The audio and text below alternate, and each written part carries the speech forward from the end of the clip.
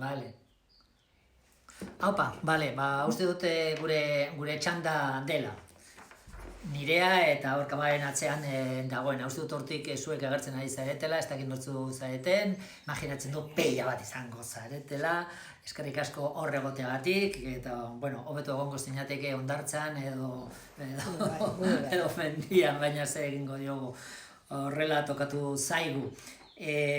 Bueno, nire txanda da, Mikel Martinez naiz, hor jartzen du antzerkia berez, ipuin bat kontatuko dizuet, ipuin hau, ezagutuko duzuet ziur aski, agian nik kontatuta hortik, edo Carmelo ikastolan, edo beste ikastola batean, edo zuek irakurri duzue, ipuina berez oso ospetsua da, Mari Errauskin, bai, badakizue, Zapata, Printzea, eta hori, baina, badago, hau bersio berezia da, Roald Dahlek idatzi duen Roald Dahl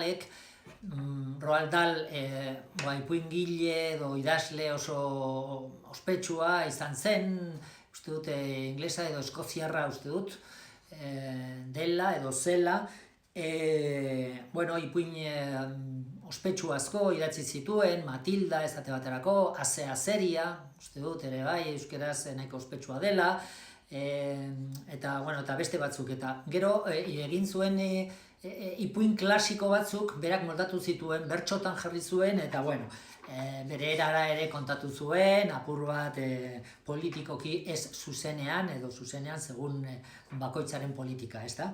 Orduan, Roald Dahl, eta hor ipuin klasiko horiek berak bertxotan moldatuak, berak, esango dizuete erderaz tituloa oso ospetsua da, agian ezagutzen duzue, ezagutuko duzue ziur aski, Cuentos en verso para niños perversos, eta euskaraz Joseba Sanchok euskaratu zuen, eta errima errebeldeak, bai? Ipuin batzu, klasikoak, horrela bertxotan, eta nik bat kontatuko dizuet akordatzen banaiz. Eta ez banaiz akordatzen agian Kamara Womanek edo botako dit, edo lagundu egingo dit edo ataskatuta gelditzen nahi zenean. Haupa, zuentzat orduan, Mari Errauskiren ipuina. Ipuina hau dakizue buruz behar bada, baina nire berzioa benetakoa da. Bertzio ofizial hori denok dakiguna, deskafinatu zuten, egin zuten biguna. Uste zuten ipuinari jarriz besamela, aurrak esne mamitan biziko zirela. Hasiera sikiera ez zuten aldatu. Izan ere gau batez oso gau famatu, bi aizpazatar maltxur, arribitsiz lepo, printzearen festara joan ziren ederto. Gure Mari Errauskin, bien bitartean, giltzapean utzita, soto loi batean. Marik esan orduko lagundu arraio, maitagarri jator bat agertu zitzaion. Ta haren argi dizdiraz basterrak txukunduz, hause galdetu zion, lastana zer moduz.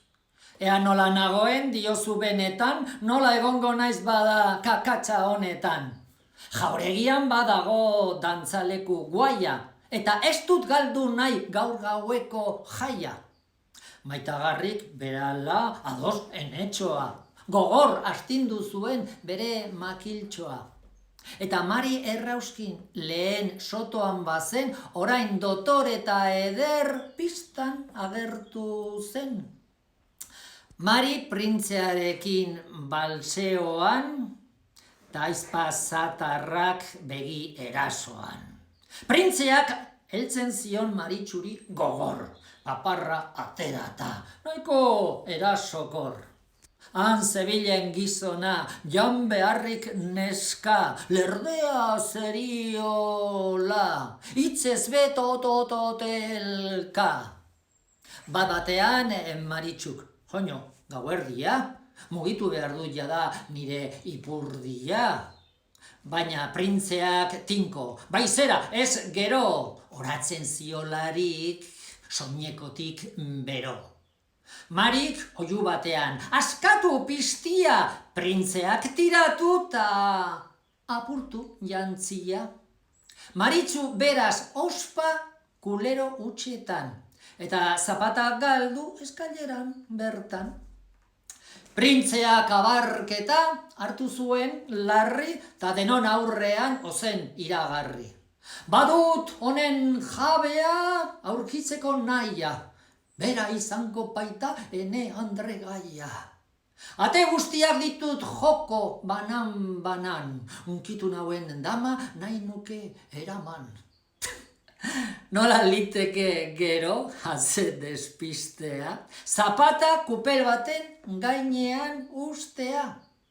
Berehala bi aizpa zatarretako bat, disimulu handiaz ta gaizto era bat, hurbildu zen hartzera oinetakoa bera, ondoren botatzeko komunetik bera.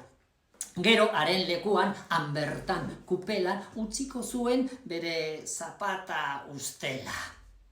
Hurrengo egunean printzea, jotake, hasi zen etxez etxe, eta atez ate. Jendea etxeetan urdurik zegoen, nork sartuko ote du oina erosoen. Txandaz txanda heldu zen lehen aizpa zatarra, probatu ta printzeak, ez kaka zarra! Aizpa berriz pozarren. Jantzi dut zapata, beraz zeurean nauzu oi printze ausarta. Bai eta zera ere zorgin halakoa, asmoa dut hemendik desagertzekoa. Desagertu nolatan ni hemen utzita, ahaztu alzaizu gure betirako zita. Moztu honi burua, printzeak agindu, eta lepoa tita zioten berdin du. Berehala, bigarren aizpa zatarra hor, zoro baten moduan probatzera nator. Probatu nahi beste hau, printzeak galdetu. Ezpata atera eta zaz, buru gabetu. Burua lur gainean eginda lau bote, bilinbolaka joan zen pareta jo arte. Zer da iskanbila hori? Maritxuk sukaldetik, eta printzeak zakar. Isildu horratik! Maritxuren bihotza egin zen txikitu. Printze honek buruak bildumatzen ditu? Nola eskonduko naiz honekin jakin da, buruek daukatela burutik eginda? Printzeak ez zakar. Nor dabil hor baina? Moztu horri burua, moztu alajaina. Orduan maitagarri, une egokian, berriz agertu zen istilu tokian. Ta haren makiltxo ura astinduz zirzartz Mariri esan zion, egin eskari bat. Mariren erantzuna, maitagarri hori, ez du nahi berriro zuloan erori. Printzerik ez dut gura, horrekin akabo, halako gozokiak dastatuta nago. Gura nuke lagun bat prestu bezain ona, topatuko bazenit halako gizona. Minutu garrenean Maritxu errauskin eskonduta zegoen gizon fin batekin. Haren bizibidea zen marmeladagintza. Aski ateratzeko aurrera bizitza. Eta horrela bizi izan ziren harmonia honez, printze maltzurrik gabe eta elkar gozo janez. Eta hau ala ez bazan, zarnazatela kalabazan. Ipuintxit barregarriak kontatu ditut sofan. Hauxe izan da, Mari Errauskiren ipuina. Plazer bat izan da, luzatu egin digute itxialdi hau, eta esperantza daukat, datorren astean edo hurrengoan, berriro bueltatuko naizela, eta bueltatuko garela, eta beste ipuin bat kontatuko dizuegu. Eskerrik asko horregoteagatik. Ondo pasa, eutxi!